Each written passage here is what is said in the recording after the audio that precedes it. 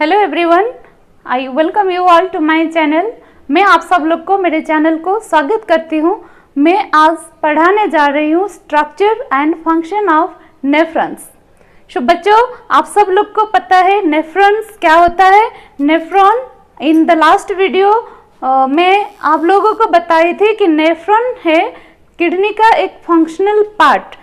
Kidney हमारा जो excretory system है उसमें million number of nephron present रहते हैं। In last video we seen that 1.2 million number of nephrons हमारे बॉडी में हमारे किडनी में प्रेजेंट रहते हैं और इनका काम है फिल्टरेशन करना, ब्लड को फिल्टर करके वहाँ पे जो टॉक्सिक मटेरियल होते हैं, मेटाबॉलिक बाई प्रोडक्ट होते हैं, उसको हमारे बॉडी से निकलने के लिए इनका फंक्शन होता है। ये जो नेफ्रॉन है ये हमारा बॉडी में कैसे रहते हैं, इसका कितना पार्ट होते हैं और क्या क्या फंक्शन करते हैं, इसके बारे में आज हम पढ़ेंगे। और इसके पहले मैं आप सब लोग को बताना चाहती हूँ, never confuse in between the terms nephron and neuron, क्योंकि नेफ्रॉन जो है ये किडनी का फंक्शनल यूनिट होता है और न्यूरॉन जो है वो नर्वस सिस्टम का फंक्शनल यूनिट और neuron is the cell of the nervous system and nephron is the cell of the urinary system. ये जो है इसका जो डैमेज होता है, अगर इसका डैमेज हो जाए तो हम इसको रिपेयर नहीं कर सकते हैं, पर न्यूरॉन का अगर डैमेज हो जाए और डिजेनरेशन हो जाए तो उसका repairing is possible, but the repairing of nephron is not possible. What ever number of nephron is present in our body from the birth, it will continue up to death. The number may reduce but it will not increase. इसका number कम हो सकते हैं पर इसको हम बढ़ा नहीं सकते हैं और इसका जो डैमेज हो जाएगा तो उसको हम रिपेयर नहीं कर सकते हैं। पर न्यूरॉन जो होता है वो ब्रेन में पाए जाते हैं और ब्रेन में मिलते हैं और नर्वस सिस्टम में मिलते हैं, उसका डिजेनरेशन हम फिर रिपेयर कर सकते हैं। ठीक है, तो do not confuse between neuron and nephron. We are studying about the nephrons, structure of the nephrons. इसका जो मेन काम होता है फिल्टरेशन करना, बॉडी में ब्लड को फिल्टर करना, ब्लड से जो टॉक्सिक मटेरियल होता है लाइक यूरिया, यूरिक एसिड और any other toxic materials that can be filtered out by the help of nephrons. Okay, is it clear? चलिए हम पढ़ते हैं नेफ्रॉन के स्ट्रक्चर के बारे में। यहाँ पे मैं आप लोगों को दिखाऊंगी, ये एक कप लाइक स्ट्रक्चर होते हैं।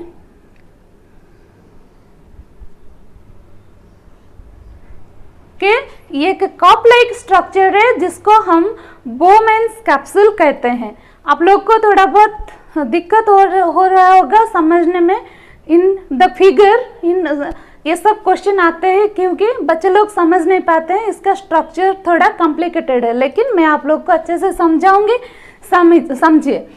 इसका जो मेन पार्ट होते हैं कप लाइक स्ट्रक्चर होता है, इसको हम बोमेन्स कैप्सूल कहते हैं। क्या बोलते हैं? Bowman's capsule.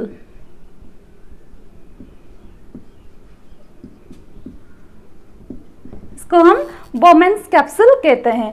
और इसके बाद ये एक ट्यूबल स्ट्रक्चर है, सबको पता है ये एक ट्यूबल स्ट्रक्चर है एंड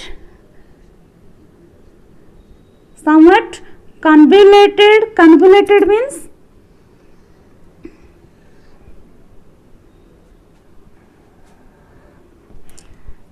ये कन्वोल्यूटेड पार्ट होता है और इसको हम प्रॉक्सिमल कन्वोल्यूटेड ट्यूबल कहते हैं। क्या बोलते हैं? Proximal convoluted tubule. ठीक है, प्रॉक्सिमल कन्वोल्यूटेड ट्यूबल, यहाँ पे लिख देती हूँ प्रॉक्सिमल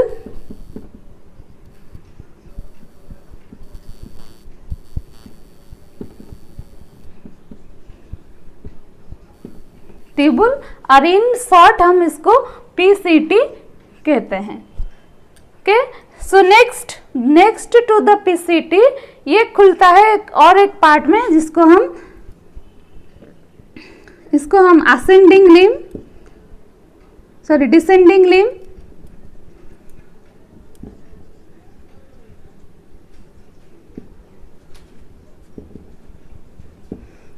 ये पार्ट को हम लूप ऑफ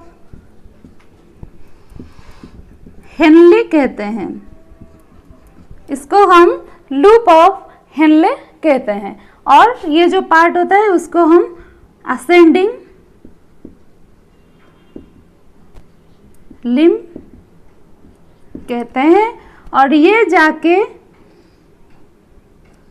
फिर एक जगह पर थोड़ा सा कन्वोल्यूटेड हो जाता है और इसको हम बोलते हैं डिस्टल कन्वोल्यूटेड ट्यूबुल और DCT, इसको हम डिस्टल कन्वोल्यूटेड ट्यूबुल कहते हैं क्योंकि ये बाउमन्स कैप्सूल से दूर में प्रेजेंट रहता है। और इसको प्रॉक्सिमल क्यों कहते हैं? क्योंकि ये पास में प्रेजेंट रहता है। So proximal convoluted tubule, distal convoluted tubule, ascending limb, descending limb and loop of Henle. So these are the parts. Next, ये कहाँ पे जाके खुलते हैं? ये जाके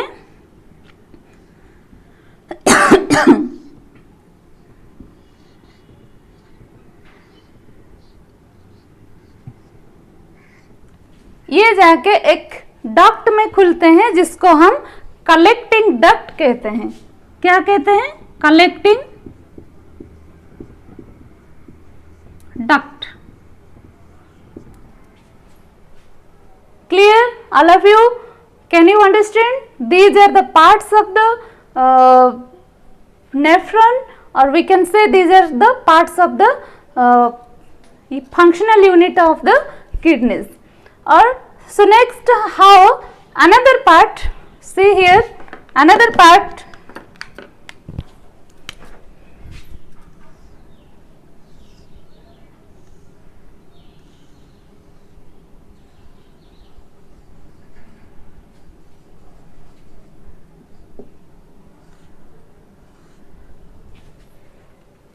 आप लोग देख रहे होंगे ये इस टाइप का फिगर जो प्रेजेंट रहते हैं बुक में, इसको हम क्या बोलते हैं?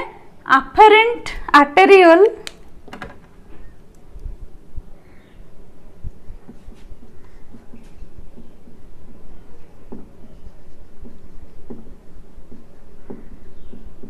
इसको हम अफरेंट आर्टेरियल बोलते हैं क्योंकि ये ब्लड लेके आता है, ये ब्लड लेके आता है इसके अंदर, और एक दूसरे आर्टरी में ब्लड निकल जाते हैं, उसको हम बोलते हैं एफरेंट आर्टेरियल।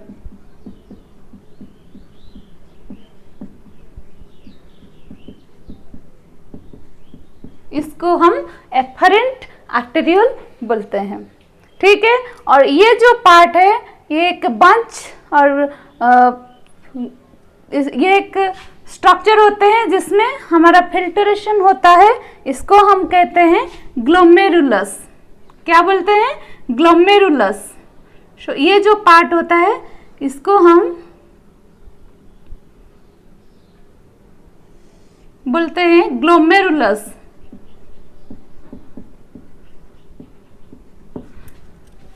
ठीक है, जस्ट ऊपर बाउमेन कैप्सूल के ऊपर जो पार्ट होता है उसको ग्लोमेरुलस कहा जाता है, और ये है Bowman's capsule. So both collectively called as Malpighian bodies.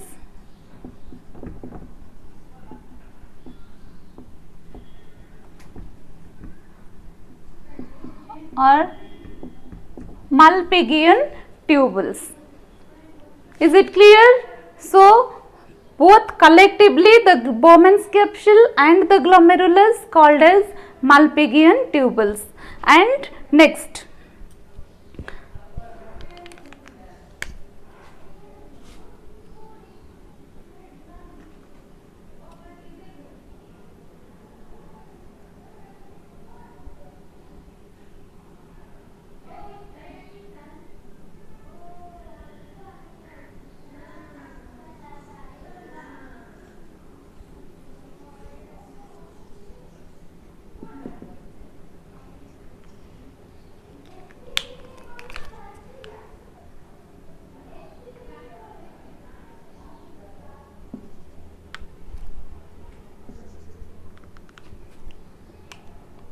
और यहाँ पे एक पार्ट होता है जिसको हम कहते हैं रेनल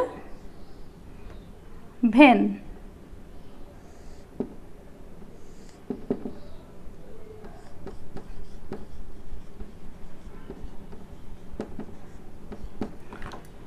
सो रेनल वेन और रेनल आर्टरी, इसका काम है किडनी को ब्लड सप्लाई करना और ब्लड फिर लेके वहाँ से फिर ब्लड सप्लाई करना नेफ्रॉन को, और फिर नेफ्रॉन से ब्लड लेके और किडनी से ब्लड लेके फिर लंग्स को पहुंचाना और यहाँ पे फिर ऑक्सीजनेशन करने के बाद ऐसे सप्लाई देना। और ये जो पार्ट होता है अफरेंट आर्टेरियोल और एफरेंट आर्टेरियोल, ये क्या होता है, आर्टेरियोल का मतलब है आर्टरी का सब डिवीजन, आर्टरी का सब डिवीजन को हम आर्टेरियोल्स कहते हैं। So this arterioles helps in bringing the blood into the glomerulus and efferent arteriole helps in taking the blood out from the glomerulus, and these are the parts of the nephrons such as proximal convoluted tubule, next descending limb क्योंकि ये नीचे जाते हैं, और loop of Henle and ऊपर जो जाते हैं उसको हम असेंडिंग लिम्ब कहते हैं, और यहाँ पे थोड़ा कन्वोल्यूटेड हो जाता है, इसको हम प्रॉक्सिडिस्टल कन्वोल्यूटेड ट्यूबल कहते हैं, और उसके बाद ये जाके एक डक्ट में खुलते हैं जिसका नाम है collecting duct. So we know, हम लोग को पता है बहुत सारे नेफ्रॉन्स होते हैं हमारे किडनी में, और सब नेफ्रॉन्स एक एक कलेक्टिंग डक्ट में ढेर सारे नेफ्रॉन्स कनेक्ट होते हैं। सिमिलरली कई सारे कलेक्टिंग डक्ट मिलकर पेल्विस के रीजन में जो यूरिन होता है उसको यूरिन को हमारे यूरेटर में फिर निकलने के लिए लाके पहुंच जाता है। सो ये जो काम होता है ये सब कलेक्टिंग डक्ट और नेफ्रॉन का फंक्शन होता है। So I think it will be easy to understand about the structure and function of the nephrons, structure of the nephrons। तो बच्चों ये थी आज की मेरी वीडियो जिसमें हम नेफ्रॉन के स्ट्रक्चर और फंक्शन के बारे में पढ़े, और अगले वीडियो में हम यूरिन फॉर्मेशन का मैकेनिज्म के बारे में पढ़ेंगे।